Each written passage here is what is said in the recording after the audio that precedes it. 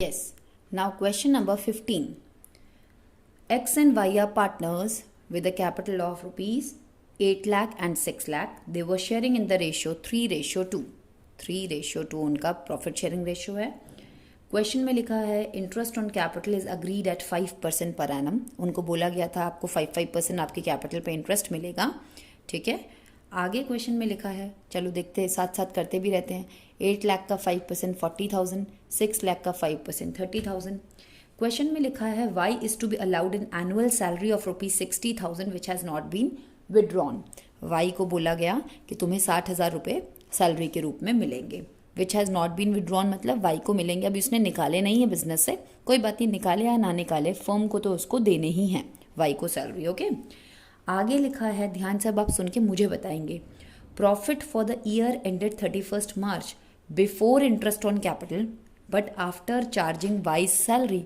Again इन्होंने गलती कर दी. वाई की सैलरी माइनस करने के बाद आफ्टर चार्जिंग वाइज सैलरी 2,40,000 हमारे पास नेट प्रॉफिट है. ये इन्होंने जो नेट प्रॉफिट दिया है हमें 2,40,000 रुपीज़, इसमें से इन्होंने वाई की सैलरी माइनस कर दी. क्या वाई की सैलरी इनको माइनस करके देना चाहिए था?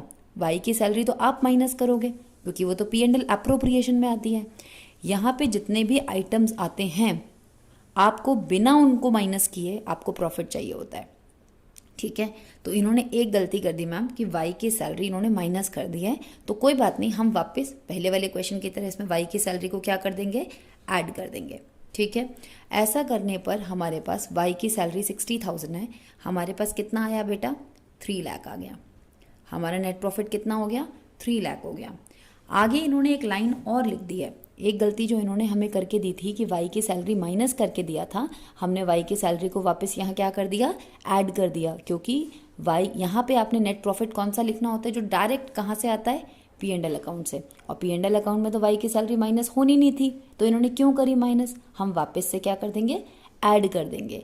यहाँ पे नेट प्रॉफिट जो आएगा उसमें से केवल आपने P&L अकाउंट के खर्चों को माइनस करना होता है. अगर उसमें से कोई ऐसा खर्चा माइनस किया हुआ है जो अप्रोप्रिएशन का है तो आप वापस उसको क्या कर दीजिए, ऐड कर दीजिए. ठीक है मैम, हमने ऐड कर दिया. आगे लास्ट में एक लाइन लिखी है, provision of 5% of the net profit is to be made in the respect of manager. Manager को कमीशन देना ये लोग भूल गए. नेट प्रॉफिट का 5% कमीशन तो मैनेजर को मिलना था. अच्छा, मैनेजर कमीशन P&L अप्रोप्रिएशन का आइटम है कि P&L का आइटम है, बोलिए. P&L का आइटम है. Very good. जब P&L का आइटम है तो उसको तो माइनस होके आना चाहिए था. इन्होंने माइनस नहीं किया क्योंकि क्वेश्चन में लिखा है कि नीचे 5% कमीशन मैनेजर को देना था. अब ये क्या करें, यहाँ तो हमने नेट प्रॉफिट जो लिखा है 3 लाख रुपए, क्या ये सही नेट प्रॉफिट है? नो मैम, क्योंकि इसमें तो अभी मैनेजर कमीशन माइनस हुआ ही नहीं. हमारे पास जो P&L अकाउंट से प्रॉफिट आता है उसमें से सारे चार्जेस माइनस होने चाहिए थे.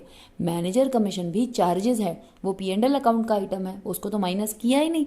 तो आपने मैनेजर कमीशन को माइनस करना है, तब आपके पास एक्चुअल प्रॉफिट आएगा.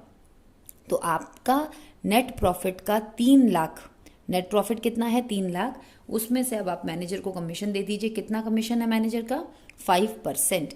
तो 5% ऑफ 3 लाख कितना हो जाएगा, ये आपका 15,000. मैनेजर कमीशन कितना हो जाएगा, 15,000. उसको कमीशन दे दीजिए. 3 लाख में से मैनेजर को अगर मैंने 15,000 दे दिए तो मेरे पास प्रॉफिट अब आया 2,85,000. तो आपने कैसे ध्यान रखना है, सबसे पहले आपने नेट प्रॉफिट पता लगाना है. ठीक है. कैसे नेट प्रॉफिट, नेट प्रॉफिट होता क्या है, नेट प्रॉफिट मैम वो होता है जिसमें से सारे चार्जेस माइनस होते हैं. हमारा एक चार्ज जो है मैनेजर कमीशन वो यहाँ माइनस नहीं था, इसलिए ये नेट प्रॉफिट सही नहीं था. क्वेश्चन में हमें 2,40,000 दिया था जिसमें से वाई की सैलरी माइनस की हुई थी, इसलिए मैंने पहले तो वाई की सैलरी को ऐड किया तो मेरे पास आया 3 लाख. तो ये 3 लाख रुपीज़ का जो नेट प्रॉफिट है क्वेश्चन में लिखा है उसमें से मैनेजर की कमीशन दे दीजिए. कमीशन दे दी. अब जो मेरे पास ये प्रॉफिट आएगा ये वो प्रॉफिट है जो P&L अप्रोप्रिएशन की क्रेडिट साइड में लिखा जाना चाहिए. इसके बाद नॉर्मल हो गया क्वेश्चन मेरा. ये सब कैलकुलेशन आप यहाँ दिखा दीजिए या रफ में दिखा दीजिए नीचे, पर ये दिखाना ज़रूर है. फिर ये 2,85,000 आ गया. अब डेबिट साइड में आपको पता ही है क्या क्या लिखते हैं हम, interest on capital, interest on capital X Y, कितना कितना है एक्स को, 40,000 एंड 30,000, 40,000, 30,000। सैलरी देनी है, वाई को सैलरी, वाई सैलरी कितनी सैलरी है जी, वाई की 60,000। खत्म। अब हमारे पास क्या आ जाएगा, डिविजिबल प्रॉफिट। हमने 2,85,000 में से अपने सारे खर्चे माइनस किए, हमारे पास 1,55,000 हैंड में आ गया। ये दोनों में डिवाइड हो जाएगा उनकी प्रॉफिट शेयरिंग रेशियो जो कि है 3:2, यानी कि 3/5 of 1,55,000, 2/5 of 1,55,000। Is that clear? This was question number 15। सबसे पहले आपने क्या करना है, अगर कोई अप्रोप्रिएशन माइनस किया है उसको ऐड करना है। ऐड करने के बाद में अगर कोई चार्जेस रह गया है, उसको मैनेजर कमीशन रह गया, उसको माइनस करना है। देन आपके पास यहाँ पे आपका एक्चुअल नेट प्रॉफिट आएगा, उसमें से फिर आपने अप्रोप्रिएशन के सारे आइटम डाल